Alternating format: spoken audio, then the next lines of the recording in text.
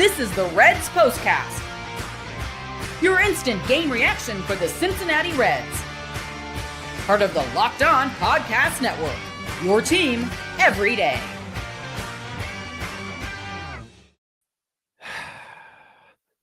Hey everyone, welcome to another installment of the Reds Postcast, brought to you by our friends at Locked On Reds and the Locked On Media Network.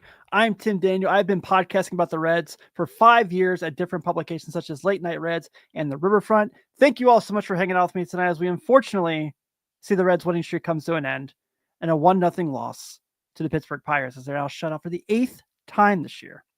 If you're checking us out for the first time, you can be sure, oh my God, words, I look like the Reds tonight, to get a subscription to us, hit that notification bell so you can get all of our content, not just me after every Reds game, but Jeff Carr and Stephen Offenbaker Monday through Friday. Tonight's episode is brought to you by our friends at FanDuel, where your first $5 bet can get you up to $200 in bonus bets. On today's show, I'm trying to figure out what the hell happened tonight. That was what? Decisions, not just by the players, but our manager. We're going to talk about all that. Notice I said we. That's what we call a tease in the business. We're going to talk about slipping on 4-4s, or as the kids call it, fofos, if you are a Mike Jones phenomenal like we are. We're going to talk about, we're going to have some comedy because there's not a whole lot to talk about here. We're going to talk about Joey Bart and Ellie De La Cruz not seeming to trip out of the batter's box. And of course, we're going to talk about Nick Martinez having another solid day that he deserved to win. All that, we're going to talk to you guys. I'm very excited, but like I said, I'm not alone tonight, and I'm excited about it. We're going to have a fun guest with us tonight here on the Postcast. This is what you'll be talking about. Joining me tonight, we all have there's a lot of great Reds podcasts out there in the world. There's us here at Locked On. There's my former home at the Riverfront. And of course, if you want just a good laugh while you talk about the Reds, there's the New Nasty Boys. And joining me is one of the hosts of the New Nasty Boys, my good friend. I can't believe in all these years we've known each other, this is the first time we've ever done a podcast together. This is Billy DeVore. Yeah, well, this is the first time we've done a podcast together where we're not screaming over hundreds of people at Norline Logger House. You know? Yeah, and, that's true. And I loved, you slipped out of the box to start, just like Ellie De La Cruz and Joey Bart. I did. But you had a much smoother recovery. That was the best part. Yeah. So my daughter does this thing where she walks on all fours, and she says that she calls it her horsey walk. And it looks exactly what Joey Bart did tonight when he slipped out of the batter's box. So I cannot wait to get to that in the next segment. But Billy is here to talk with us tonight. I've been wanted to do a podcast with Billy for years, have him as a guest on the show. Obviously a fantastic follow, whether you're into comedy, whether you're into baseball, whether you're into food. Billy is an amazing cook. All of his stuff on his social media looks incredible, and I have to try it all. I'm trying to figure out how I can get in the club to be invited to try one of the opponent cheese coney styles. So just be free on a Saturday afternoon and be on the ready and be like, hey, I'm cooking. Get over here. Yeah. I look forward to it. So, Billy, there's a lot to get into this game tonight because, well, they stunk tonight, to put it kindly, offensively. Yeah, that was shades of 2024 Reds right there. That was brutal. Yeah, that was rough. And so we've got situations of things like Connor Joe trying to steal a bag. That was something. He, since being a Red, has just been awful on the base paths. Yeah, that's like 2 weeks. Yeah, that was like his third time getting caught in a terrible base running situation. Maybe if he gets on late in a situation where it's a situation that matters, maybe have a pinch runner. I don't know. Yeah, it's not logical, but the way he plays is illogical. Right.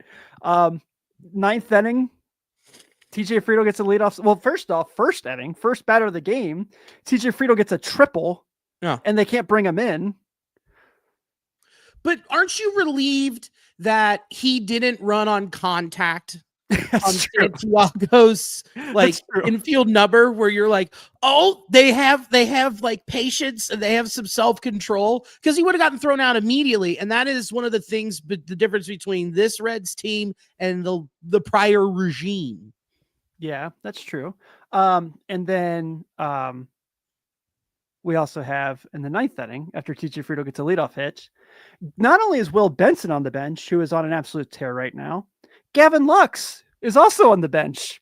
You have not one, but two options, because you and I were texting, and I was like, oh, no, why isn't Will Benson batting here? And your response was, well, if you have him hit, who do you play at third? And that kind of sparked the conversation of, okay, we can kind of have like some options there. Austin Wentz is playing first base. Not that I love it, but, I would much rather have Will Benson or Gavin Lux hit for Santiago Espinal and figure it out in the next inning if we get to. Right, because the only reason Santiago is in there, aside from his stellar defense, is that he's the best hitter against lefties in this lineup.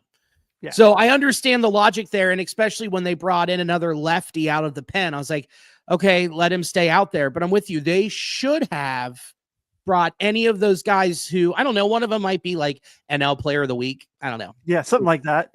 Something. Can you say hi to Kyle Wavera? He is Kyle. Hello, Kyle. Good to see you, Kyle. You have been acknowledged, sir. Yeah, Patrick Cheesewood, I know, is here. He's the number one Will Benson fan. He's here every day to talk about Will Benson, and I love it. I absolutely love it. The metrics, the metrics have been there with his bat speed and everything. I mean, so it was just about time that he busted out, and was thrilled to see it last week. Yeah, it was awesome. But tonight it would have been really cool to see take another chance. You would think, dude. You would think, but I don't know what the holdup was. I wonder what Terry's saying right now and whatever folksy wisdom he has about why he wasn't out there. So I don't know, but I don't know. You trust the Hall of Fame manager, I guess. Yeah, that just seemed like something where he's had a lot of those this year where I'm like, but he's also had some really good moments too. He has, but you also he was out for a year. So I have given him a lot of leash where I'm like, hey, this is what I would do. But then I realized that I'm on my couch in my fart pants, and he, the manager of the Reds, and won a couple World Series. So that's the difference between us and him. So but you got to give him some reprieve to let him get back into it. And where we're at the season, I think we're seeing a lot less of those gaffes, but it was just interesting to see that decision tonight. So I'm giving him a reprieve until the All-Star break. That's fair. That's fair. Yeah. I felt like with the options they had an opportunity to really win this game. And I hate to say it because it's my least favorite team in the world, but gotta tip your hat to Bailey Falter. He was really good, and he was really, really getting by with throwing very little amount of pitches. Yeah, he just kept running inside, and no one could turn on it until Espinal did. And what was that, like the 5th or the 6th? Yeah. Right. So what I don't understand is if that's what he's doing the entire time, how come no one is picking up on it and trying to beat that inside pitch? Yeah, I agree. So Jacob says bunt, sack, fly, advance, run, or something. All these strikeouts are killing our chances to score. I mean, they scored a lot last week. Yeah. Well, I mean, there was one of those Guardians games they won, and they still struck out like 14 times. Yeah. Oh, but then also, would you rather have the mentality of what Valeka said last week, where it's like, I want to have our guys bunt more, creates more opportunities? Or would you rather have guys be up there like, I'm trying to mash the ball and create? Right. I'm with you. Yeah. So today was just a bummer. But hey, there was also some stuff that was really funny. And Billy, I had to have you on something, an episode that was really funny. And we're going to talk about that funniness right here after the break.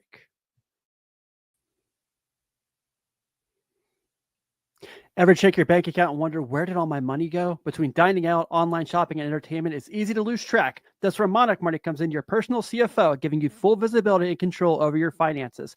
Monarch Money isn't just a budgeting app, it's a complete financial command center. You can track all your accounts, investments, and spending in one place to stop managing money and start building wealth and just feel that little extra comfort. We all know in this day and age with finances, it can be a little tricky. For me, man, I spent so much money at Fanatics. I love sports apparel. I love jerseys. I love hats. I love collectibles. And Monarch Money said, Tim, it's time to get a little picky and choosy when you go and get your stuff off Fanatics. And that was exactly perfect what I need. My wife loves it too because she can see everything going on as well. Take control of your finances with Monarch Money. Use code LOCKEDONMLB at monarchmoney.com for 50% off your first year. That's monarchmoney.com. Code LOCKEDONMLB for 50% off your first year.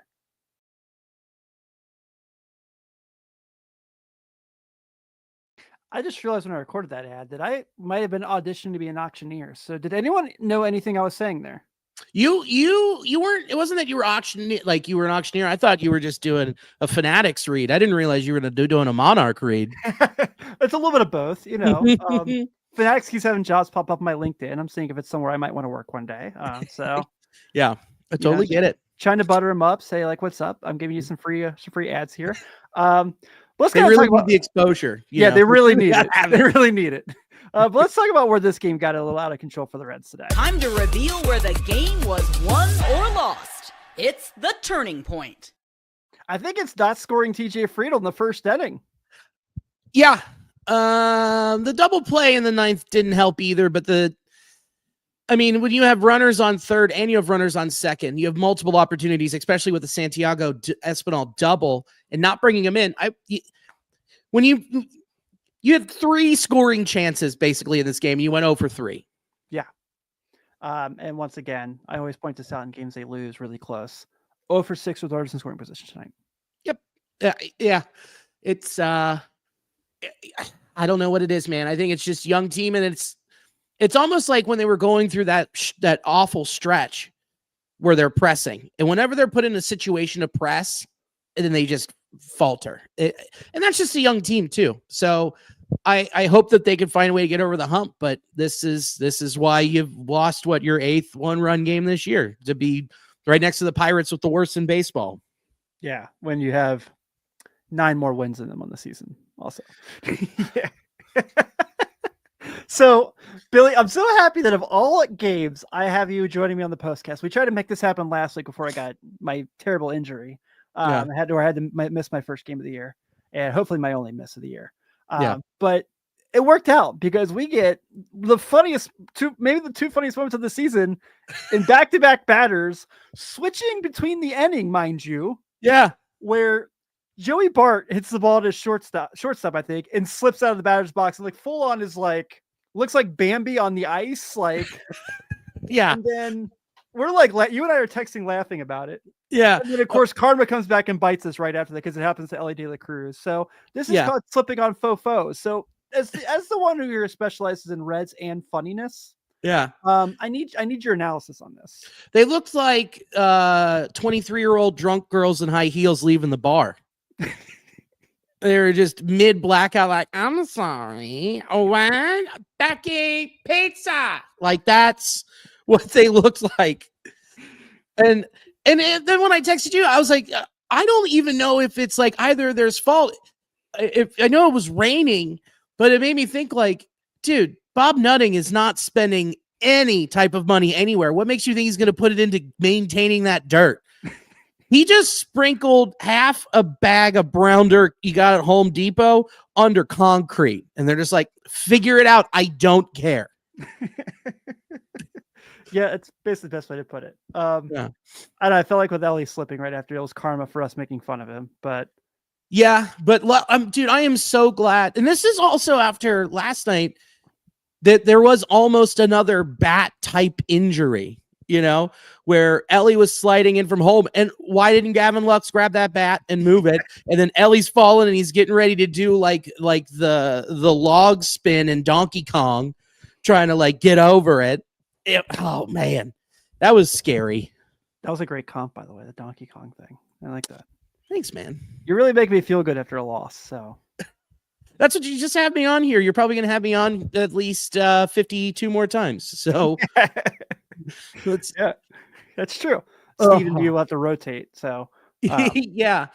So I could have Steve come in here and talk about what isn't a catch, which was the other greatest segment of all time on the show. Oh my gosh, that was so infuriating. We have a whole clip and a breakdown about it. Did you guys bring up what happened the next night with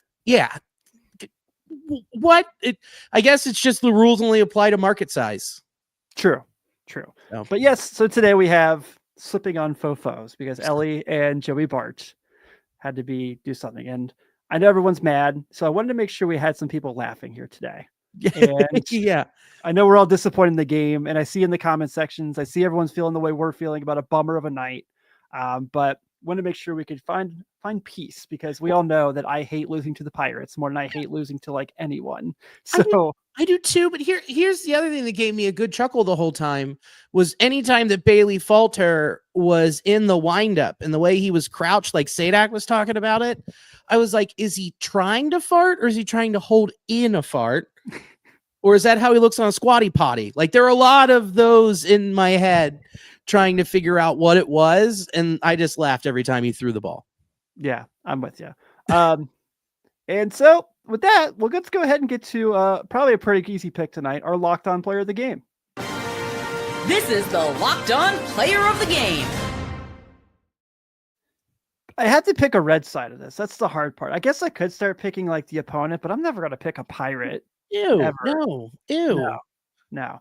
And it's Nick Martinez. I know he wasn't spectacular, but he was really good. And good enough to win. If you're a starter that throws 6 innings of 1-run ball, you should win the game. I think that's pretty common conception there. Some might call it a quality start. Yes. Even if he had given up 2 more runs, it would have been. Some might.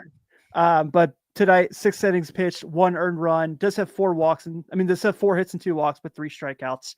And this was the night of jinxes, I'm pretty sure, because I was listening to Tommy and Chris in the car coming back from the gym in the first inning. And of course, right away, Tommy goes, he hasn't walked anybody all month. Literally 2 pitches later, O'Neal Cruz on first base. Yeah. And then, but I thought, like I said, he was good enough to win tonight and probably should have won. It's been really good now for a month. And they're getting, he also recovered throughout the start. He started without having his changeup and his curveball and not having the feeling for it and trying to get away with dotting his fastball inside, outside, and low. Yeah. But then as the game went on and he adapted, he found the spin. He found the grip. And I think I have a theory on why Nick Martinez gets off to such a slow start. It's because he can't grip or feel the ball of anything under 60 degrees. And so, think about where he's played a lot of his career, which was Texas, San Diego, South Korea, like kind of all South Korea, from what I hear, warm place, North Korea, no idea. But you look at the numbers, and especially later in the season, like I think there's something with that. Yeah, I think you're right. Bullpen wise, Luis May.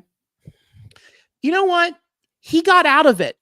That's what's important here. And that's another step in his development. He's going to fail. It's about how he reacted to that situation. And you know what he did? He was in a high leverage situation. He loaded him up and he got the ground ball that he needed. Yeah. That is another notch in the belt.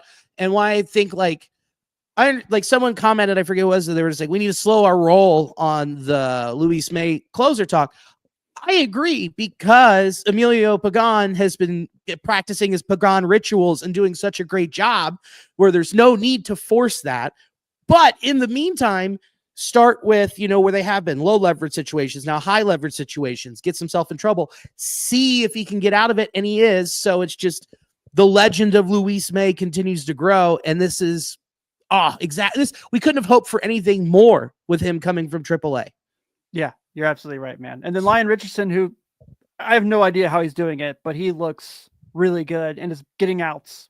He's not overthrowing the ball. He's not going up there saying, I can throw 98. That's all I'm going to do. He's finessing with his off speed, which was always his problem coming up. So yeah, now he's doing it. Come on. And I'm not moving him out of the bullpen either. I'm not either. I agree with you, man. I completely agree with you. I'm pretty happy with the bullpen. Honestly, I really am. And thrilled. When people started this season, they were genuinely concerned. And I was like, this is a place for growth, especially with all the hosses down in triple and double A that are going to come up. Yeah. And there's going to be flexibility. And we all kind of forgot how good Sam Maul is when he's not hurt. And Ian Jabot, or as I affectionately call him, Eat Tane, has also been solid. Like, There's nothing here where I'm like, okay, they're firing up the music. I'm getting a hype. The red stacks are going. The music's dropping. Right. But they have gotten you out of so many jams. What was it? 20 innings pitched already again without giving up a run. Pretty solid. Yeah, and they just go through these stretches. So yeah, I am here for I'm no bullpen slander in 2025. Yes. Not coming from me. Absolutely. Well, with that being said, we'll go to put a bow on this tonight. Cincinnati Reds are unfortunately losers tonight to the Pittsburgh Pirates 1-0. The Pittsburgh Pirates to have 1 run on 6 hits, no errors. The Cincinnati Reds 0 runs on 5 hits, 1 error. Your winning pitcher tonight is Bailey Falter. He is now 3-3. Your losing pitcher is Nick Martinez. He's now 2-5. David Bednar gets just his 4th save of the year. But the Redlegs are back at it with a chance to take the series tomorrow against these lowly Pittsburgh Pirates. First pitch at 12:35. Brady Singer gets the ball. He'll be going against Andrew Haney. I should be about by about 4 o'clock the time. Billy, thank you so much for hanging out with me tonight, man. Before we get you out of here, please shout out the podcast. Shout out any stand-up you have coming up. Shout out specials on YouTube. I showed my wife one tonight and she loved it. So thanks. So yeah, check me out at William the Four is all my personal stuff, or just type in Billy DeVore. You'll see me. I've been going on what I call a cheese coney journey, where I'm making a cheese coney for every MLB team. I've done it since opening week. This week, I'll give you guys a sneak peek. It is Chicago Cubs week. So I am going to take a Chicago dog and make it better. I like it. Check out my special Winded. It's on YouTube. It's free. So yeah, definitely check that out. It's half hour of some of my favorite jokes. Yeah, it's really good. I showed it to my wife tonight and she was cracking up in our kitchen. So thank you. Don't show it to your kids. Definitely don't. No, definitely not. But Billy, we'll have to have you on. Hopefully next time we have you on, we get a win.